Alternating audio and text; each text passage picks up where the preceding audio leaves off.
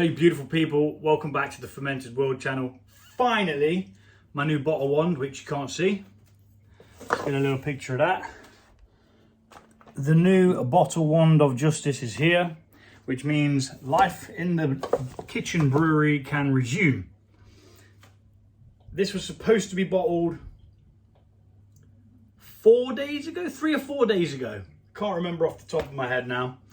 But anyway, we're going to get it bottled. We've got the dry hops in there. There's still a bit of positive pressure going on, which is a good thing, which means it's still fermenting. We might even get a bit of a stronger ABV than what it was supposed to be.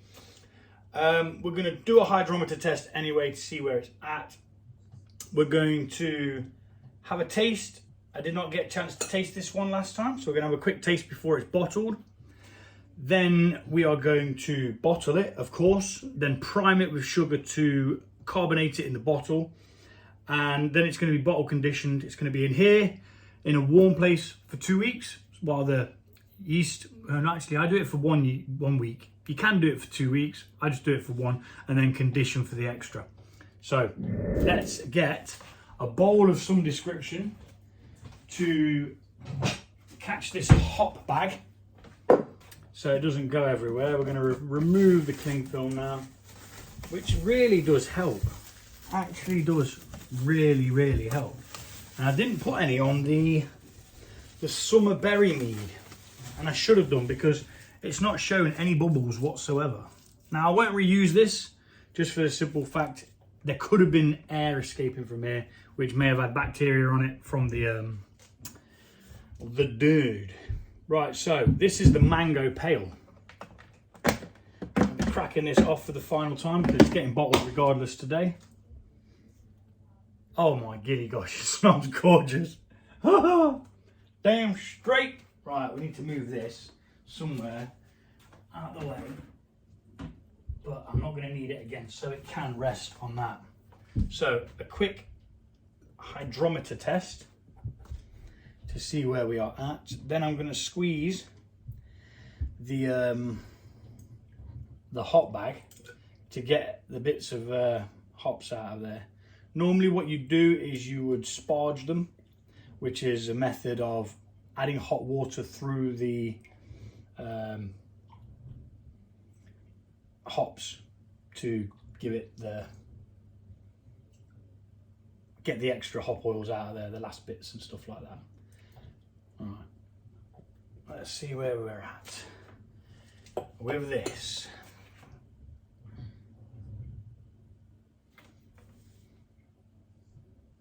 I think it was on 10 last time, and it's pretty much near as damn it still the same, which is good. So we're going to take this hop bag, try and pinch it out like that, and very gently let the hops drip out from it. And what we do is we pinch it there and then spin it. Some people say don't do this, but I'm not willing to like waste all that hoppy goodness in. I put a lot of hops in it because I wanted hops. Okay, it's gonna cause like, oh, I don't use finnings, by the way. A lot of people say use finnings. I don't bother, never have. I just let it, you know, when it clears out in the bottle, it's ready. And there we are. Oh, let's give it a squeeze. My hands are clean anyway, I've sterilised them. There's half a flipping bottle there. Right, that's as much as we're getting out of that. I'm just going to quickly rinse my hands off. Like so. And then we're going to get bottling. So I washed about 46 bottles the other day and then sterilised them, to then only find that this plastic piece of the bottle wand had gone missing, much to my annoyance. So I had to leave them all, leave the beer unbottled with the lid on and the hops in. Is what it is. That's life, I'm afraid. And it's starting to clear out all right. Although I've just obviously added more murk to it, but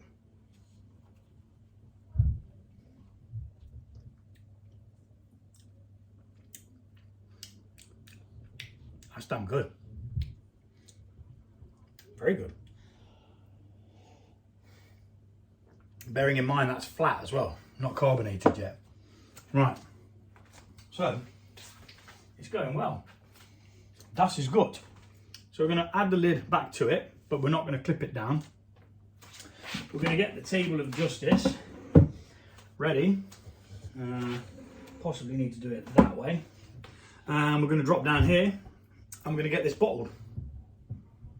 I'm not going to video all the bottling because it's just laborious and boring. I'll show you the first bottle I'll do normally, and then the next, say, 5 bottles I'll do sped up, just so you can get an idea of what I've got to do. And that'll be done for all 40, normally get about 41 to 42 bottles depending. So fingers crossed for 42, but it is what it is. We'll get whatever we get.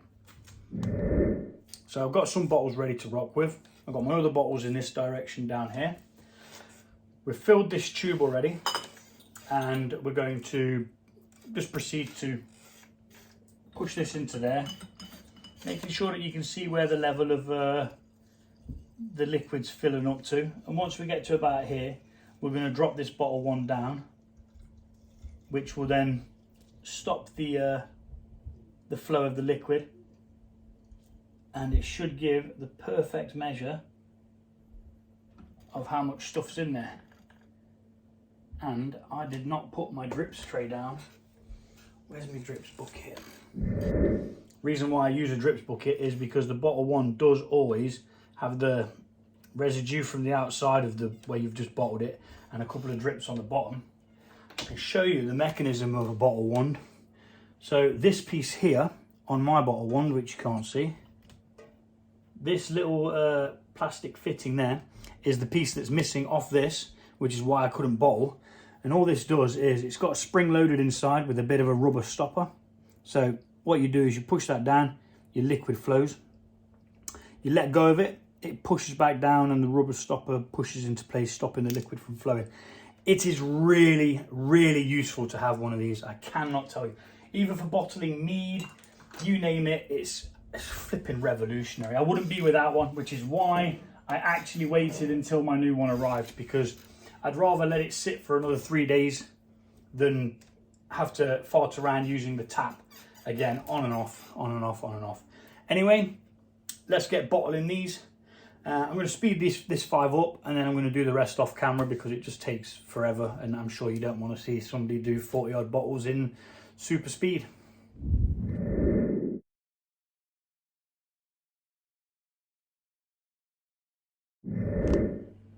Okay, so now we're moving over to the priming part of the bottling stage. What this does is we add a little bit more sugar. It reactivates the yeast.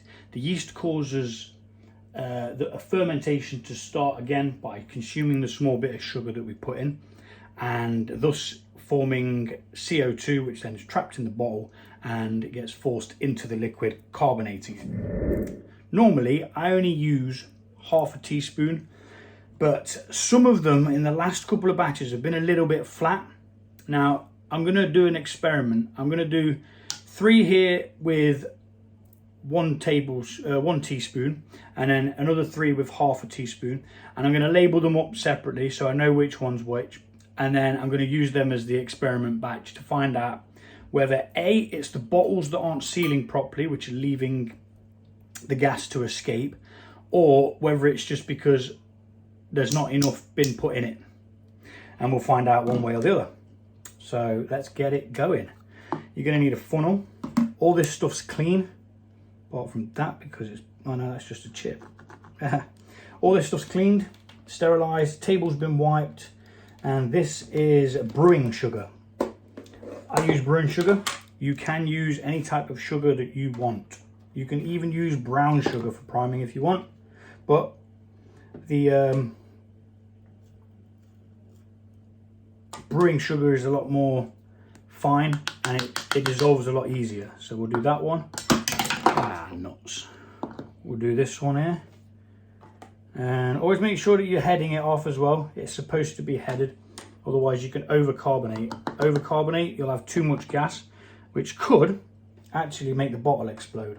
So always err on the side of caution if you can. If you're not sure, use less. So that's them done for that. And then what we're doing is we're just capping that off. It's starting to foam up slightly, so might be because of the temperature of these at the moment, because it's actually quite warm.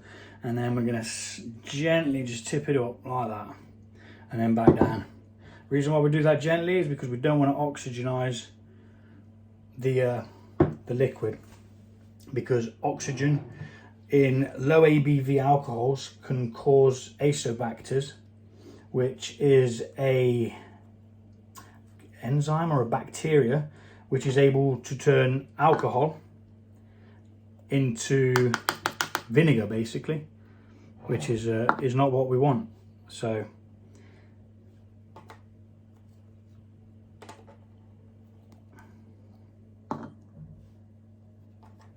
and this is all we do.